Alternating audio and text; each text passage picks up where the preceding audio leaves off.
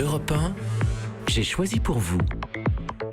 J'ai choisi pour vous une bataille, celle que le Conseil de Paris a décidé de livrer contre la prolifération des punaises de lit. Hier, un budget de 3 millions a été voté pour mettre à disposition des Parisiens des plaquettes d'information et aider aussi les bailleurs à engager la lutte d'abord dans les logements sociaux du parc. Car 1 à 2% de l'habitat social est touché à Paris, mais les logements privés le sont aussi. Et là, force est de constater que la cartographie est beaucoup plus compliquée à dessiner. Difficile de dire combien d'appartements précisément sont infestés. Ce qui est sûr, c'est que les punaises sont de retour depuis les années 90. Cette recrudescence mondiale n'épargne d'ailleurs aucune grande ville. Prisons, hôpitaux, auberges de jeunesse, hôtels, appartements privés.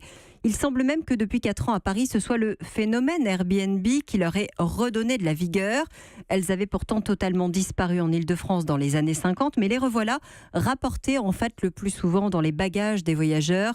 Elles ne sont pas vraiment dangereuses, elles piquent et sucent le sang, c'est vrai, mais surtout une fois installées, s'en débarrasser relève du véritable parcours du combattant.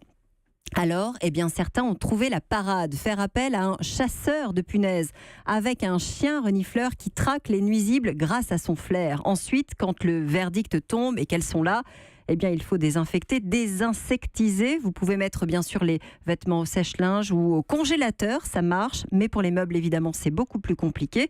Seuls les spécialistes peuvent s'y attaquer. Or, il y a en France, écoutez bien, au moins 200 000 sites touchés, ce sont les chiffres officiels. Aux États-Unis, le problème est tel que depuis 2009, un sommet sur les bedbugs, c'est comme ça qu'on les appelle là-bas, se tient. 50 États sont infestés. Europe 1.